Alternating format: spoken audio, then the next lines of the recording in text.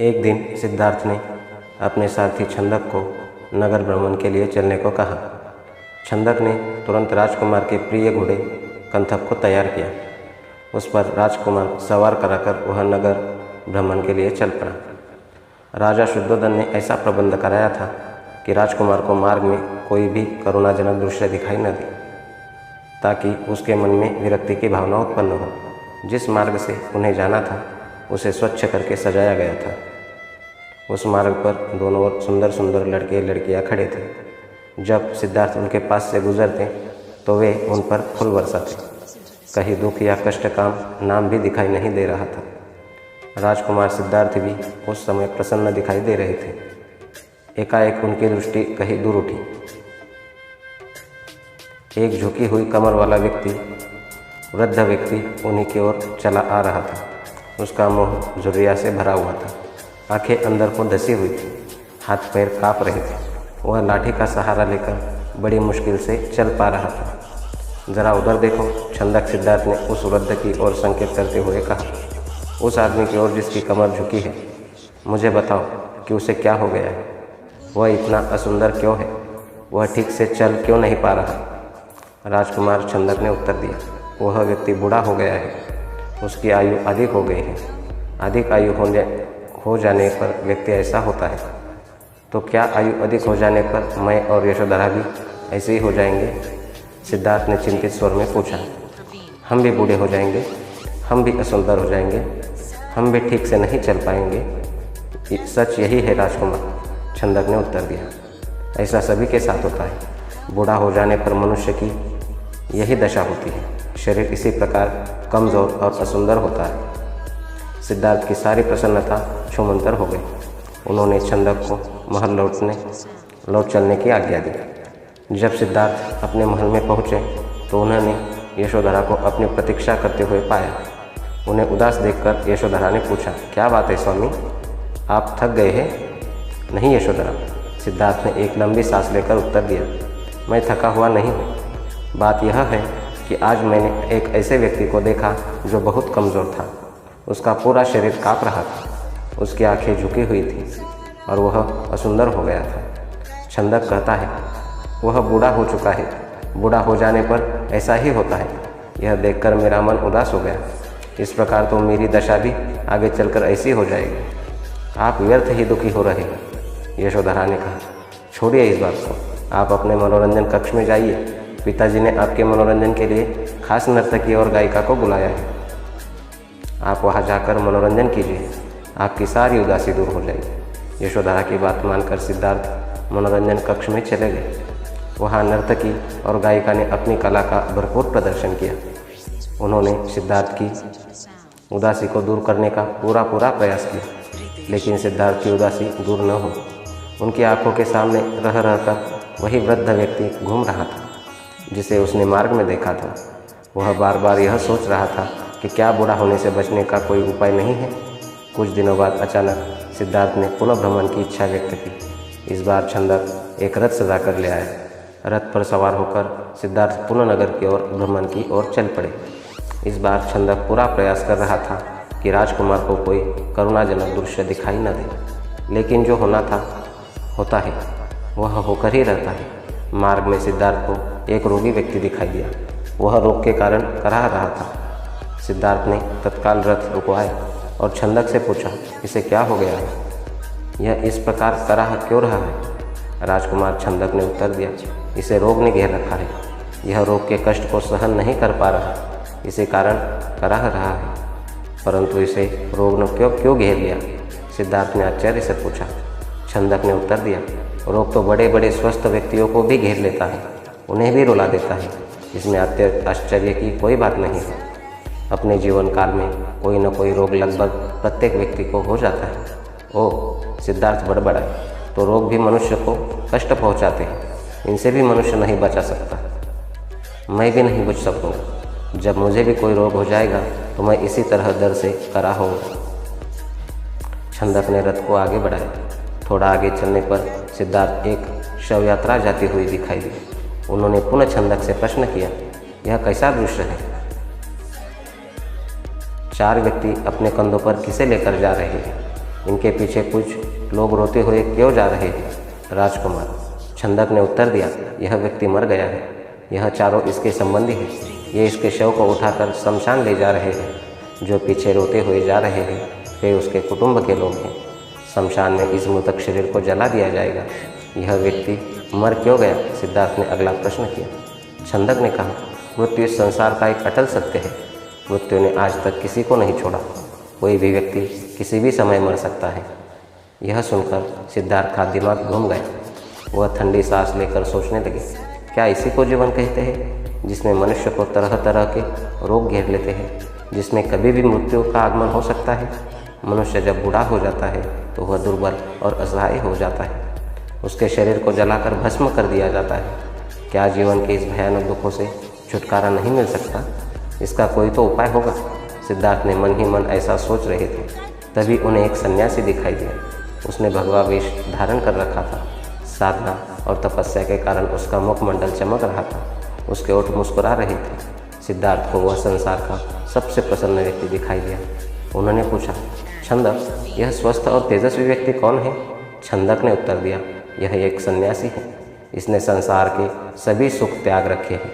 इसने संयम द्वारा अपनी इंद्रियों को वश में कर रखा है। यह अपने ईश्वर की तपस्या साधना करता है, इसीलिए यह स्वस्थ, निरोग व सुंदर है। तपस्या के कारण ही इसका मुखमंडल चमक रहा है। सिद्धार्थ को जैसे अपने सभी प्रश्नों के उत्तर मिल गए। वह एकदम शांत हो गए। उस सन्यासी के दर्शन मात्र से ही उनके मन को सारा क्लेश दूर हो गया। उसने मन ही मन सोचा, रोग, बुढ़ापा तथा जन्म मरण के कष्ट से छुटकारा पाने का उपाय संयम, त्याग तथा समस्या है। जीवन का सार सत्य की खोज करना है। संसार के सभी सुख नकली हैं। मैं अब इन झूठे सुखों में नहीं फंसूंगा। मैं उस तेजस्वी सन्यासी की तरह बनूंगा। रथ अपने पूरे वेग से दौड़ता रहा और उससे भी अधिक वेग से दौड़ता रहा सिद्धार्थ का मन। उसे बार बार उस सन्यासी का ध्यान आता था। उसके मन में विरक्ति की भावना बढ़ती जा रही थी। जब सिद्धार्थ राजमहल में लौटे तो उन्हें एक शुभ समाचार मिला। यशोधरा ने स्वस्थ व सुंदर पुत्र को जन्म दिया था। दास दासियों ने सिद्धार्थ को घेर लिया और उन्हें बधाइयाँ देने लगे। उन्हें यह आशा थी कि सिद्धार्थ से उन्हें कोई पुरस्कार मिलेगा, लेकिन सिद्धार्थ इस पर शुभ सूचना का कोई प्रभाव नहीं दिखाई दिया। चारों ओर हर्ष का सागर लहरा रहा था। पूरे राजमहल में बधाइयों के स्वर गूंज रहे थे। वहाँ राजा शुद्धोधन व रानी प्रजावती तो प्रसन्नता से पागल हो जा रहे थे। वे बधाई देने वाले को मुँह मांगा पुरस्कार दे रहे थे। कपिलवस्तु में नए राजकुमार के जन्म लेने के उपलक्ष्य में नाच गाने व उत्सव होने लगे, लेकिन सिद्धार्थ को उनमें कोई रुचि न थी। वह उदास अपने भवन में घूम रहे थे। उनके मन में संघर्ष चल रहा था। वे किसी भी उत्सव में सम्मिलित नहीं हुए। अपने नवजात पुत्र से भी मिलकर सिद्धार्थ को प्रसन्नता न हुई। उनका मन जब कुछ त्याग कर शांति व सत्य की खोज करना चाहता था। एक रात आषाढ़ की पूर्णिमा का चंद्रमा पृथ्वी पर अपनी शीतल चांदनी बिखेर रहा था। राजभवन में यशोधरा अपने पुत्र को छाती से लिपटाए सुख की निद्रा सो रही थी। दासियाँ भी अपना कार्य समाप्त करके गहरी निद्रा का आनंद ले रही थी। सिद्धार्थ अपने बिस्तर से एकाएक उठ खड़े हुए और भवन से बाहर चले गए। भवन से बाहर चलकर निकलकर वह सहसा ठिठके। उनके मन में एक बार यशोधरा और राहुल को देखने की इच्छा उत्पन्न हुई। वह वापस जाने के लिए मुड़े, परंतु जिस प्रकार कोई सर्प अपनी केंचुलिका उतार कर उसकी ओर नहीं देखता, वैसे ही सिद्धार्थ ने भी अपने मोह को एक ही झटके से त्याग दिया। धीरे धीरे चलते हुए सिद्धार्थ वहाँ जा पहुँचे जहाँ उनका सारथी छंदक सो रहा था। सिद्धार्थ ने उसे जगाया। छंदक ने चौंक कर अपनी आंखें खोली। वह निकट बंधे कंथक घोड़े ने भी हिनहिनाकर सिद्धार्थ की ओर देखा। राजकुमार, छंदक ने नम्रता से आश्चर्य से कहा, आप और यहाँ, वह भी रात के इस समय? सब कुछ ठीक तो है ना? छंदक, सिद्धार्थ ने आदेश दिया, तुरंत रथ तैयार करो। इस समय राजभवन से बाहर जाना चाहता हूँ। छंदक ने ध्यानपूर्वक सिद्धार्थ की ओर देखा। वह कुछ पूछना चाहता था, परंतु पूछने का साहस न कर सका। रथ को तैयार करके वह सिद्धार्थ के निकट ले आया। सिद्धार्थ रथ पर सवार हुए तथा छंदक को नगर से बाहर वन की ओर चलने के लिए कहा। चारों ओर गहरा अंधकार था। वहाँ सन्नाटा छाया हुआ था। जंगली जीव जंतुओं की आवाज़ें कभी कभी सन्नाटे को भंग कर देती थी। वातावरण बहुत डरावना हो जाता था। घने जंगल के निकट सिद्धार्थ ने छंदक को रथ रोकने को आदेश दिया। रथ रुकते ही सिद्धार्थ ने नीचे उतर आए। सामने ही यमुना नदी के पूरे वेग से बह रही थी। उस समय वे अनुप्रिया नामक स्थान के निकट खड़े थे। सिद्धार्थ ने अपनी राजसी वेशभूषा उतार दी। साथ ही उन्होंने एक एक करके अपने आभूषण भी उतार दिए। अपने वस्त्र व आभूषण उन्होंने छंदक को दे दिए तथा लौट जाने का आदेश दिया। छंदक सिद्धार्थ के पैरों में गिरकर फुट फुट कर रोने लगा। वह हाथ जोड़कर कहने लगा, यह आप क्या कर रहे हैं राजकुमार? जब आपके माताजी व पिताजी आपको सन्यासी बन जाने की बात का पता चलेगा तो उन पर दुखों का पहाड़ टूट पड़ेगा। रानी यशोधरा पर क्या बीतेगी? आप अपना निर्णय बदल लीजिए। मेरे साथ राजमहल लौट चलिए, मेरे साथ। नहीं चंदक, सिद्धार्थ ने सुंदर व सुगंधित बालों को काट कर कहा, मैं अभी नहीं लौटूंगा। मैंने सोच विचार करके ही यह निर्णय लिया है। मैं सत्य व ज्ञान का मार्ग खोजना चाहता हूँ जिससे मानव शांति पा सके। तुम आंसू पोंछ लो और राजभवन लौट जाओ। छंदक को सिद्धार्थ की आज्ञा का पालन करना पड़ा। उसने सिद्धार्थ के चरण स्पर्श किए, उनकी कीमती वस्त्रों व आभूषणों को रथ में रखा और कपिलवस्तु की ओर चल पड़ा। जिस समय छंदक राजभवन में लौटा, सुबह का प्रकाश चारों ओर फैल चुका था। राजा शुद्धोधन बाग में भ्रमण कर रहे थे। जब उन्होंने सिद्धार्थ का खाली रथ देखा तो उनके माथे पर बल पड़ गए। उन्होंने क्रोध से छंदक की ओर देखा और पूछा, तुम बिना बताए सिद्धार्थ को कहाँ ले गए थे? वह इस समय कहाँ है? छंदक ने रोते हुए वह पूरी बात बता दी। फिर रथ से सिद्धार्थ की कीमती वस्त्र व आभूषण लाकर उन्हें सौंप दिए। शुद्धोधन उन वस्त्र आभूषणों की छाती से लिपट कर फुट फुट कर रोने लगे। उन्होंने कहा, विज्ञान पंडितों ज्योतिषियों की भविष्यवाणी आज सच हो गई। मेरा बेटा संसार के सभी सुखों को ठुकरा कर सन्यासी बनने चला गया। रानी प्रजावती को जब इस बात की सूचना मिली, पछाड़ खाकर गिर पड़ी। जब यशोधरा तो पता चला तो वह भी इस बात को सहन न कर सकी। वह विलाप करने लगी, हे स्वामी, तुम बिना कहे ही घर छोड़कर चले गए। मुझसे कम से कम एक बार मिल तो लेते। क्या मैं इस योग्य भी नहीं थी? मुझसे कम से कम एक बार मिल तो लेते। क्या मैं इस योग्य भी नहीं थी?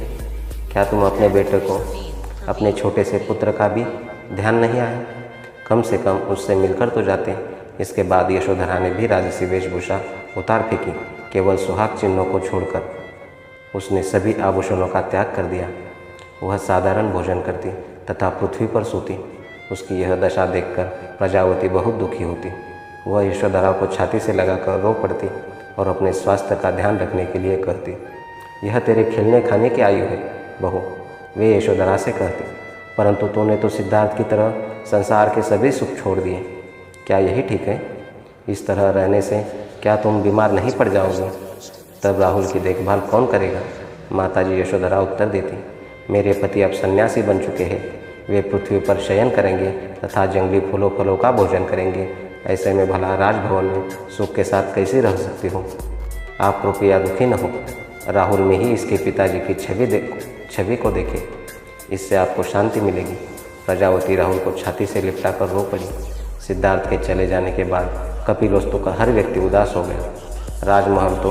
राजमहल में तो दुख का साम्राज्य ही स्थापित हो गया। ऐसे में केवल नन्हे राहुल की लकड़ियाँ ही राजमहल में गूंजती तथा सबका मन बहलाती।